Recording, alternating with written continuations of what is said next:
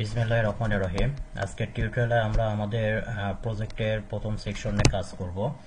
তো আমরা যদি আমাদের ওয়েবসাইটটা দেখি, তো আমাদের ওয়েবসাইটের প্রথম যে সেকশনটা আছে সেটা হচ্ছে যে ন্যাভবার সেকশন। তো আজকে আমরা এই ন্যাভবার সেকশনটা কিভাবে তৈরি করতে হবে সেই জিনিসগুলো দেখব, বা এই ন্যাভবার সেকশনে কয়টা র আছে, কয়টা কলাম আছে, বা ন্যাভবার সেকশনের জন্য আপনাকে কোডগুলো কিভাবে লিখতে হবে সেই জিনিসগুলো আমরা দেখব। তো আমরা বলে দিয়েছিলাম যে কোনো সেকশন নিয়ে কাজ করতে গেলে, আপনার প্রজেক্টের বা ওয়েবসাইটের যে কোনো সেকশনে কাজ করতে গেলে প্রথম অবস্থায় আপনাকে যেটা করতে হবে সেটা হচ্ছে যে ওই সেকশনের র কয়টা আছে এবং কলাম কয়টা আছে। তো আমরা যদি এই ন্যাভবার সেকশনে যদি দেখি, তো এখানে দেখেন আমি এই ন্যাভবার সেকশন আপনাদের বোঝার সুবিধার্থে এখানে আমি এটা কাউন্ট করে রাখছি। তো এখানে দেখেন আমাদের এই ন্যাভবার সেকশনে প্রথমত দেখেন আমাদের অবশ্যই আমরা বলে দিয়েছিলাম যে কোনো সেকশনে আমাদের একটা মেইন একটা কন্টেনার ডিপ থাকবে। তো এই যে এই মেইন কন্টেনার ডিপ হচ্ছে যে এটা হচ্ছে যে টেবিল, মানে এটা আমরা যেহেতু আমরা বলে দিয়েছিলাম যে টেবিল ফর্মুলাটা ফলো করে আমরা এই ন্যাভবার যে কোনো সেকশনের ডিজাইনের কোডগুলো আমরা লিখবো। তো আমাদের মেন যে সেকশনটা থাকবে সেটাকে আমরা ধরে নেব যে টেবিল ধরে নেব। তারপরে আমাকে দেখতে হবে যে এই টেবিলের ভিতরে আমার র আছে কয়টা।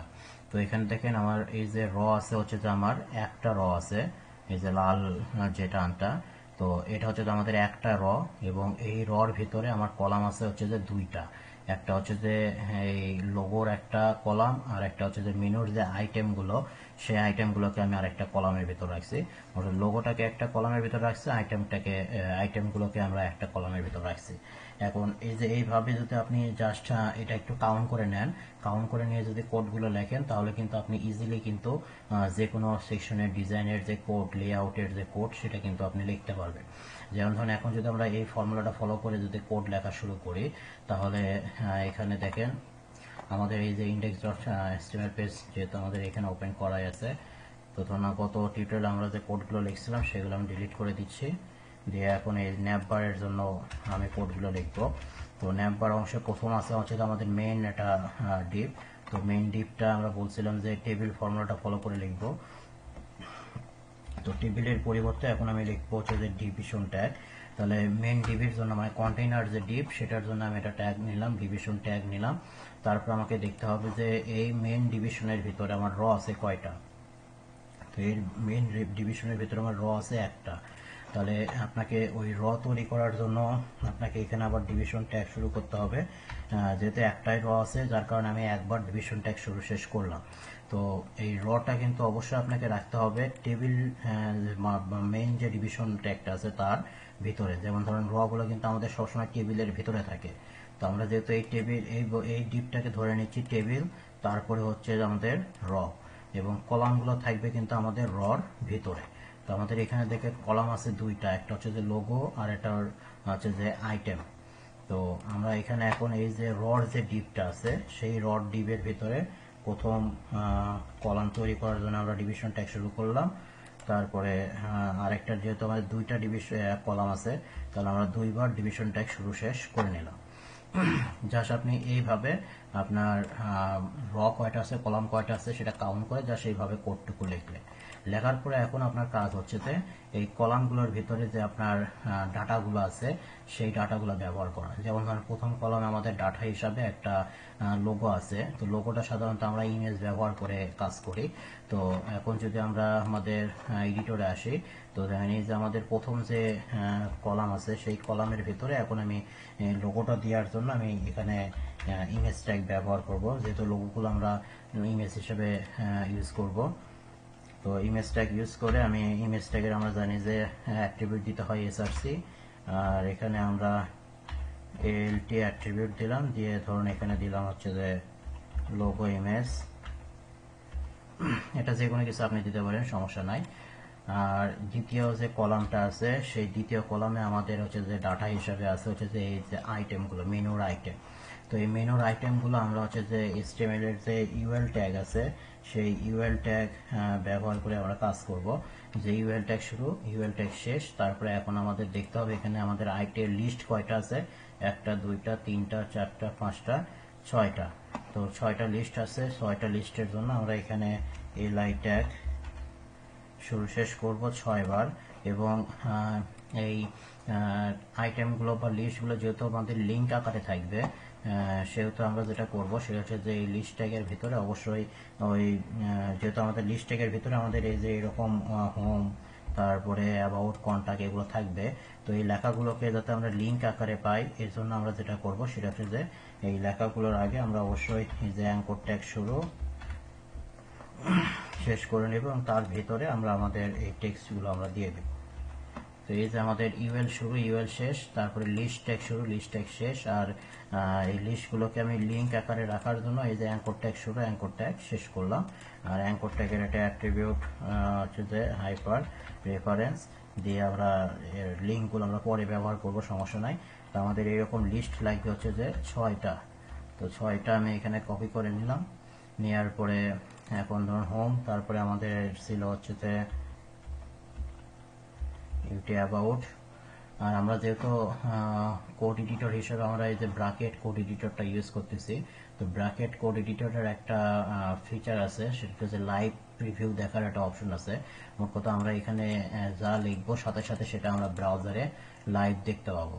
তো এটা করার জন্য যেটা আপনি করবেন, এই এডিটরে এই যে রাইট পাশে দেখেন একটা আইকন আছে, এই আইকনে যদি আমরা ক্লিক করি, ক্লিক করলে আমাদের এই পেজটা ব্রাউজারে আমাদের রান হয়ে যাবে। এই যে আমাদের পেজটা কিন্তু আমাদের ব্রাউজারে রান হয়ে গেছে। এখন দেখেন এই যে আমরা এখানে আমাদের এখানে যা যা লিখছিলাম সেই জিনিসগুলো কিন্তু হুবহু এখানে চলে আসছে। সরি, যে এখানে কিন্তু আমাদের দেখা যাচ্ছে।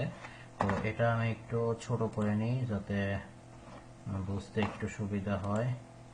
তো আমি ব্রাউজারটা একটু ছোট করে নিলাম আর আমাদের এডিটরটা একটু মিনিমাইজ করে নিই।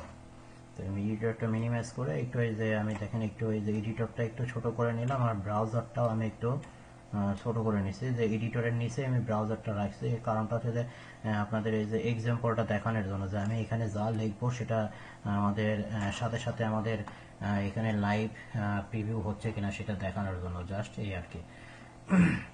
তো এই যে আমাদের এডিটরটা আমি ছোট করে নিলাম, ব্রাউজারটাও আমি একটু ছোট করে নিছি নিচে।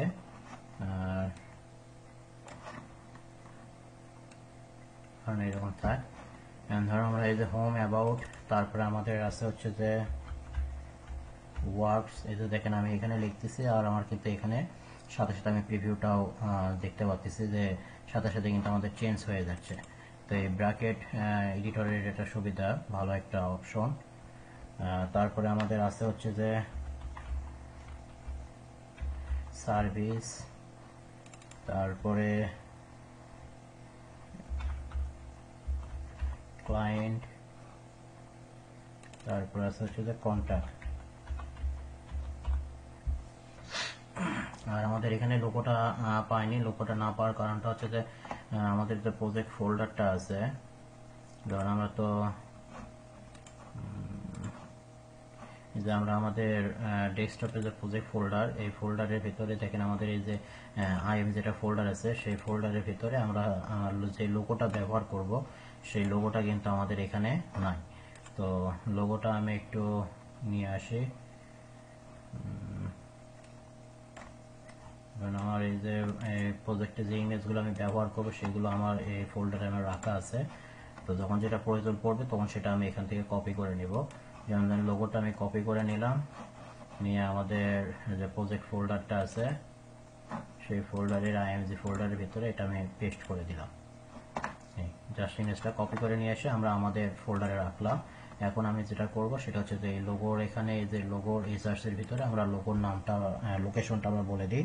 তো লোগোটা যেহেতু আমাদের আইএমজি ফোল্ডারের ভিতরে আছে, প্রথমত ফোল্ডারের নাম দিলাম, তারপরে স্ল্যাশ দিয়ে লোগো ডট, আমাদের ওটার ফরম্যাটটা আছে পিএনজি ফরম্যাট। এই যে দেখেন আমাদের কিন্তু লোগোটা কিন্তু এখানে দেখাচ্ছে, লোগোটা আমাদের শো হয়েছে। তো মোটামুটি আমরা ন্যাপ বারের জন্য যতটুকু কোড লেখার দরকার ছিল সেই কোডগুলো আমরা HTML এর কোডগুলো আমরা লিখে নিলাম।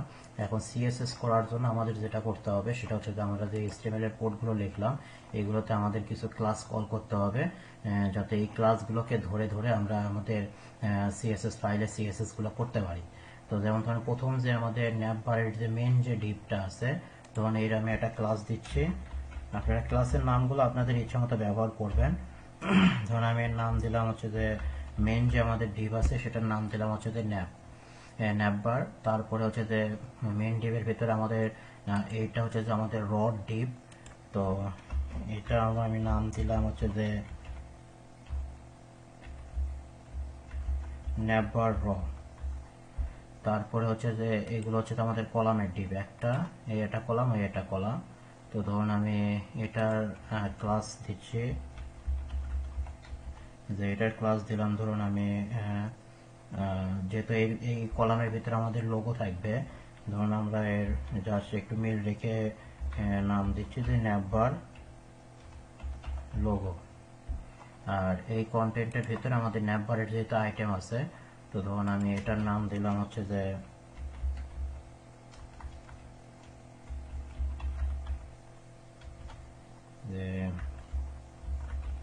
ন্যাপবার আইটেম। তো এই ক্লাসগুলো ধরে নিলাম, আর পরবর্তীতে আমরা সিএসএস ইউজ করে এই ক্লাসগুলো করে নেব। আর ধরুন এটার আমরা একটা, আচ্ছা এটা পরে আমরা দেখব নি। পরবর্তী টিউটোরিয়ালে, আজকের টিউটোরিয়ালে আমাদের যা শুধু এইচটিএমএল এর এই ন্যাব অংশের যে এইচটিএমএল কোডগুলো, সেই কোডগুলো কিভাবে লিখতে হবে সেই জিনিসটা আমরা দেখলাম, এবং কিভাবে আমাদের এই র এবং কলামগুলো কাউন্ট করে নিতে হবে। যদিও আমাদের কিন্তু এখনো এগুলো কিন্তু আমাদের ওই মেনুর মতো পাশাপাশি বসে যায়নি, যে আমাদের কলামগুলো যে পাশাপাশি বসে গেছে তা কিন্তু তাদের নিচে নিচে চলে আসছে, কারণ ডিভিশন ট্যাগ ব্যবহার করলে ডিফল্ট ভাবে আপনার এগুলো নিচে নিচে আসবে। পরবর্তীতে আমাদের সিএসএস এর মাধ্যমে এগুলোকে আমাদের পজিশনটা করে দিতে হবে। তো যা শুধু আগে আমরা এই ডিভিশন ট্যাগের মাধ্যমে আমাদের লেআউটের কোডগুলো আগে, এইচটিএমএল এর কোডগুলো আগে লিখে নিলাম, আর পরবর্তী টিউটোরিয়ালে আমরা সিএসএস ব্যবহার করে কিভাবে আমরা আমাদের নাম্বারকে এরকম লুক দেওয়া যায় সেটা চেষ্টা করব। তো আজকের টিউটোরিয়ালে এটুকুই।